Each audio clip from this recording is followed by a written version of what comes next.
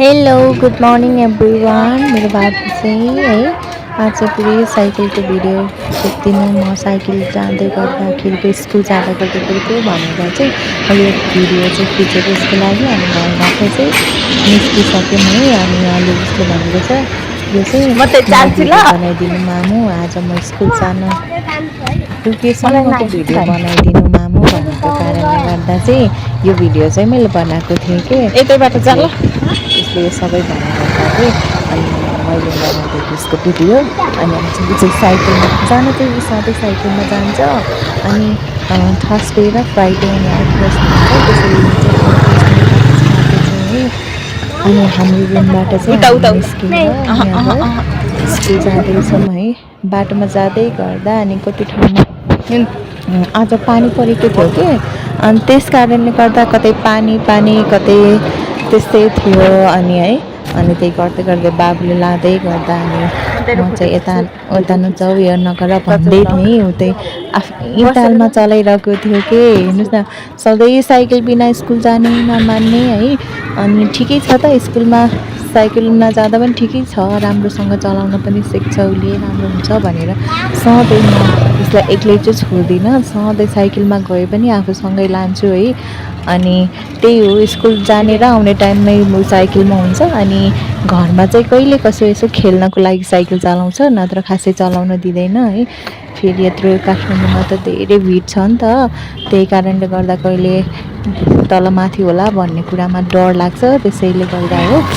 अनि साइकल फेरि उसलाई साइकल भनेपछि यति धेरै मर्यादै गर्छ कि उसले होइन। अनि यहाँ बाटो पनि फेरि त्यस्तै छ कि यहाँ चाहिँ अलिकति ग्राभलवाला रोड भएर है। अनि अलि नराम्रो छ कि, अनि पानी पनि जमिरहन्छ है जाँदै गर्दा। फेरि हेर्नु त्यहाँ कहाँ लान्छ बालुवामा पऱ्यो, इँटामा लान्छ हेर्नु त, बच्चाहरूको चकचक पानी है। अनि बाटोमा जाँदै गर्दा फेरि यताउति के आउने ट्रक आउने है। अब कति ठाउँमा त फेरि ऊ चाहिँ के गर्छ भन्दाखेरि अगाडि हेर्दैन कि पछाडि हेर्ने बानी छ उसको। तर त्यही गर्दा पनि चलाउनु चाहिँ एकदमै राम्रोसँग पर्फेक्ट चलाउने भइसकेको छ। त्यति पर्फेक्ट चलाए पनि अब त्यतिकै त छोड्नु भएन बच्चालाई होइन। त्यही भएर आफू पनि सँगसँगै आउँछु।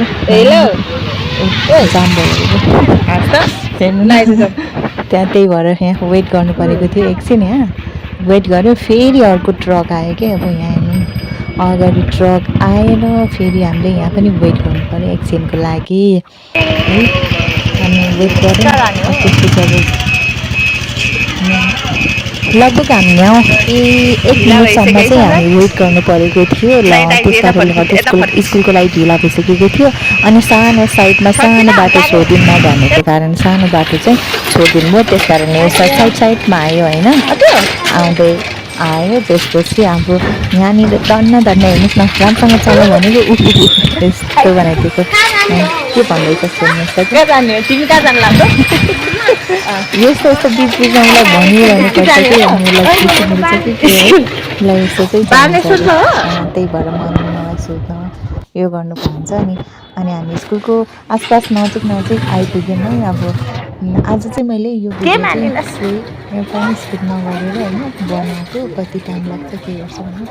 अनि बिचमा अलिअलि केही त भएको थियो नि। फाइनली हामी स्कुल चाहिँ आइपुग्न लाग्यौँ है। अनि स्कुलको भित्र साइडमा भित्र गल्ली छ, त्यो गल्लीभित्र छिर्यौँ होइन।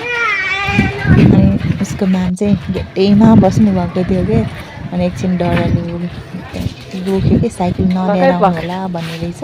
अनि मेरो रुम चाहिँ अलिक टाढा भएको कारणले गर्दा बाबुले हिँड्न गाह्रो हुन्छ भनेर म आफैले साइकल लिनलाई उसलाई भन्छु कि, त्यही भएर साइकल त्यसपछि अनि अब साइडमा लाउनुपर्छ। त्यस साइकललाई चाहिँ त्यहाँबाट लानु पाएन कि, भित्र लानु पाएन होइन।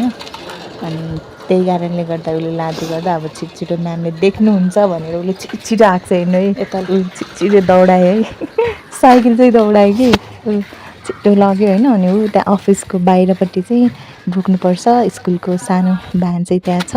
अनि फाइनली स्कुल पुगिसक्यो। आउँदा उसलाई एकदमै थाक लागेको कारणले पानी खायो। Thank you for watching guys, by.